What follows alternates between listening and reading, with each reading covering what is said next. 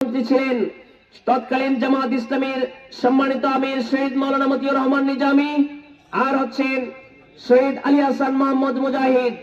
আপনাদের এই রাজীবপুরের মাটিতে শহীদ আলী হাসান মোহাম্মদ মুজাহিদ ভাই এসেছিলেন।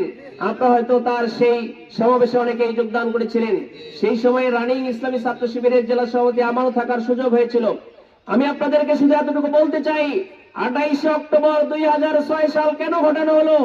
ঘটানো হয়েছে এই কারণেই, বাংলাদেশের এই 1 থেকে 6 সালে 60 জন মন্ত্রীর মধ্যে 2 জন মন্ত্রী 3টি মন্ত্রণালয় পরিচালনা করেছে।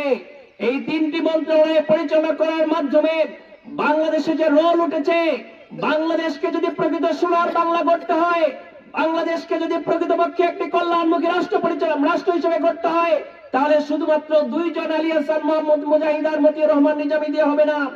এরকম 60 জন মন্ত্রী যেদিন হবে, বাংলাদেশ